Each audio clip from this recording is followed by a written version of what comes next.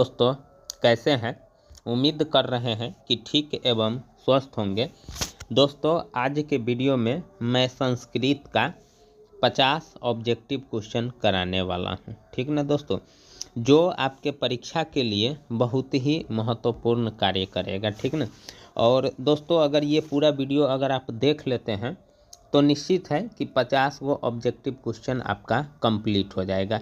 इसीलिए वीडियो में बने रहेंगे और फटाफट देख लेते हैं कि जो एग्ज़ाम होने वाला है उसमें कौन सा क्वेश्चन आने वाला है। तो चलिए दोस्तों शुरू करते हैं। यहाँ देखिए पहला क्वेश्चन है दोस्तों कि इसको मैं थोड़ा जूम कर देता हूँ। यहाँ देखिए पहला क्वेश्चन है कि स्वर्णमय पात्र से किसका मुंह ढका हुआ है। ठीक ना। स्वर्णमय पात्र से किसका मुंह ढका हुआ है, तो दोस्तों सत्य का मुंह ढका हुआ है। बी ऑप्शन सही होगा। चलिए अगला क्वेश्चन देखते हैं कि संस्कृत में विभक्तियां हैं। संस्कृत में कितनी विभक्तियां हैं, तो संस्कृत में 7 विभक्तियां हैं। सी ऑप्शन सही होगा। उसके बाद अगला क्वेश्चन देखिए कि तदत्र में कौन सी संधि है, तो यानी तदत्र में कौन सी संधि है, तो व्यंजन संधि है। ए ऑप्शन सही होगा। ठीक है। चलिए अगला क्वेश्चन देखते हैं कि संस्कृत शिक्षा का विग्रह क्या होगा, तो संस्कृत शिक्षा का विग्रह संस्कृतस्य शिक्षा। बी ऑप्शन सही होगा। ठीक है, यानी बी ऑप्शन सही होगा। चलिए अगला क्वेश्चन देखते हैं। अगला क्वेश्चन कि संस्कृत शिक्षा, ये तो हो गया आपका। अगला क्वेश्चन देखिए, यहाँ से इसको थोड़ा ऊपर करता हूँ। देखिए नाना अवयव के योग में कौन सी विभक्ति नहीं होती है, तो नाना अवयव के योग में द्वितीय विभक्ति नहीं होती है। सी ऑप्शन होगा। ठीक है। चलिए अगला क्वेश्चन देखते हैं, इसको थोड़ा इधर कर देते हैं। चलिए अगला क्वेश्चन अब देखिए। अगला क्वेश्चन है कि धारे रुतमर्ण सूत्र का उदाहरण वाक्य है। इसका उदाहरण कौन सा है, तो मोहन श्यामाय सत्यम धारयति। ये जो ए ऑप्शन देख रहे हैं ये सही है। ठीक है। चलिए अगला क्वेश्चन देखते हैं कि उभयतः अवयव के योग में कौन सी विभक्ति होती है। उभयतः जो देख रहे हैं उसमें द्वितीय विभक्ति होती है। डी ऑप्शन सही होगा। ठीक है। चलिए अगला देखते हैं कि संप्राप्तः पद में कौन सा प्रत्यय है, तो प्रत्यय अंत में लगता है संप्राप्तः। तो इसका सही ऑप्शन तो बी जो देख रहे हैं ये आपका सही हो जाएगा। ठीक है। अगला क्वेश्चन देखिए सरसी। अगला क्वेश्चन है सरसी पद का मूल रूप है, तो सरसी पद का मूल रूप सरस है। बी ऑप्शन सही होगा। चलिए अगला देखते हैं कि एधि किस धातु का रूप है, तो एधि जो है वह एध धातु का रूप है। बी ऑप्शन सही होगा। उसके बाद अगला देखिए वच जोड़ कत्वा से कौन सा अवयव बनेगा, तो वादित्वा। वच जोड़ कत्वा से वदित्वा। कत्वा जब ही अंत में लगेगा तो त्वा यहाँ लगेगा। ठीक ना।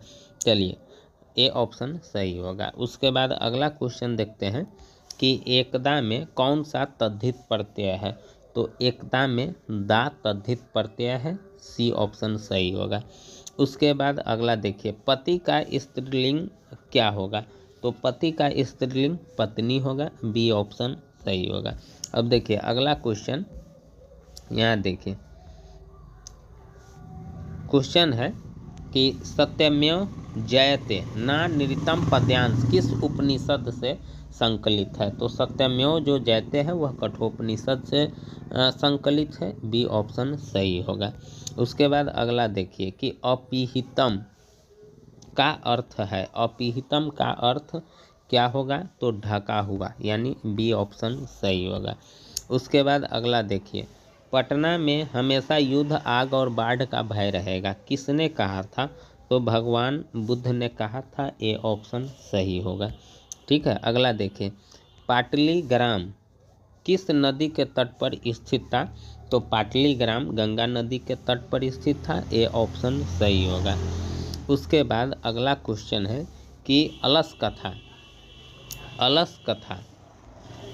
पाठ किस ग्रंथ से संकलित है?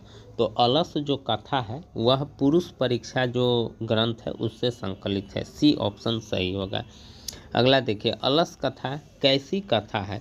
तो अलस कथा जो है वह व्यंग्यात्मक कथा है। डी ऑप्शन सही होगा। ठीक है, चलिए उसके बाद अगला है लौकिक संस्कृत साहित्य प्रायेण कवयित्री नाम सार्ध सप्तम पद्यानि लभ्यन्ते। रिक्त स्थान की पूर्ति उचित विकल्प से करना है। ये जो रिक्त स्थान देख रहे हैं इसमें क्या होगा? तो चतुर्विंशति, सी ऑप्शन सही होगा। उसके बाद अगला देखिए कि जनक की सभा में शास्त्र कुशला कौन थी? तो जनक की सभा में शास्त्रार्थ कुशला जो थी वह गार्गी थी। सही ऑप्शन इसका बी हो जाएगा। उसके बाद अगला जो क्वेश्चन देख रहे हैं, षोडश शतके अच्युत रायस्य रागे तिरुलांबा नामकम प्रौढ़म चंपू काव्यम रचयत। रिक्त स्थान की पूर्ति, इसमें भी आपको रिक्त स्थान की पूर्ति करना है। तो वरदाम्बिका परिणय, ए ऑप्शन सही होगा। उसके बाद अगला क्वेश्चन देखिए, यहाँ देखिए अगला क्वेश्चन कि विशाल संस्कृत साहित्य किसके द्वारा संवर्धित है?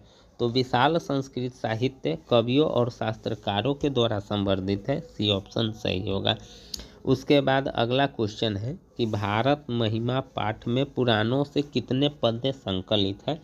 तो भारत महिमा पाठ में पुराणों से 5 पद्य संकलित है। ए ऑप्शन सही होगा। उसके बाद अगला क्वेश्चन आप देख रहे हैं, आप गाभी पद का अर्थ है?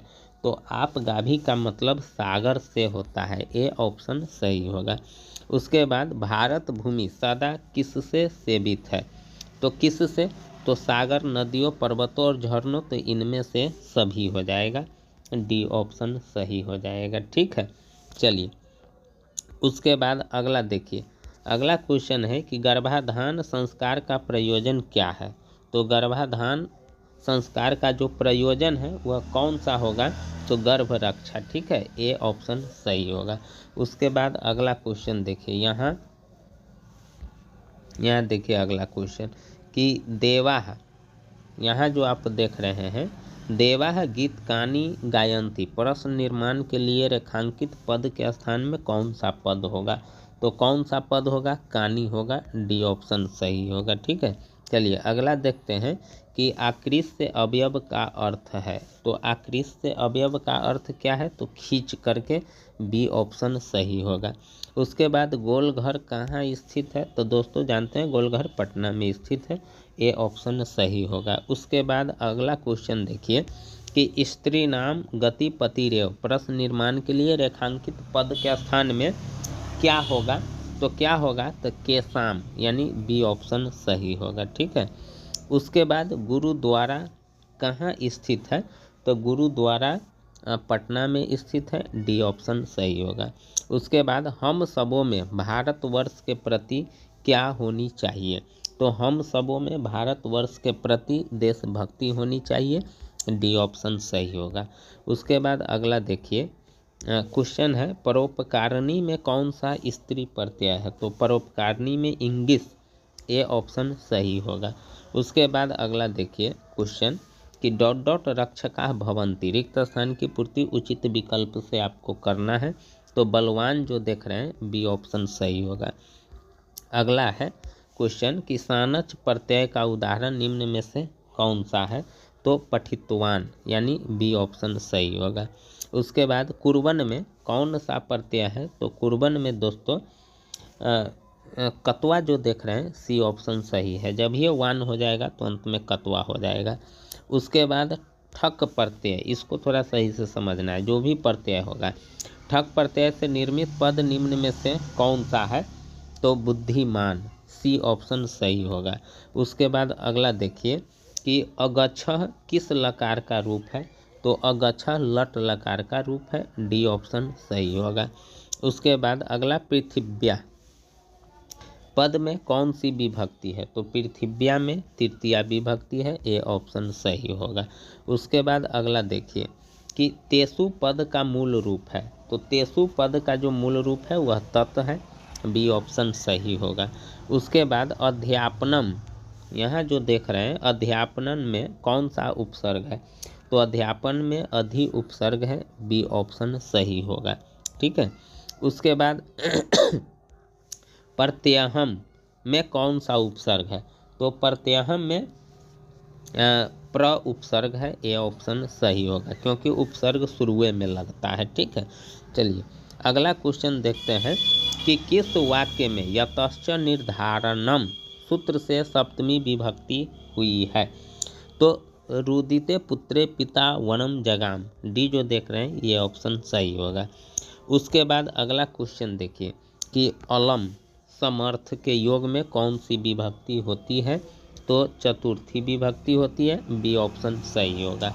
उसके बाद अगला देखिए कि स्वमासम व्याकरणम अधीयते वाक्य किस सूत्र का उदाहरण है, तो किस सूत्र का उदाहरण है, कला ध्वन्यंत संभोगे, यानी सी ऑप्शन सही होगा, संयोगे है दोस्तों। चलिए अगला है संप्रदान कारक में कौन सी विभक्ति होती है, तो संप्रदान कारक में चतुर्थी विभक्ति होती है, सी ऑप्शन सही होगा।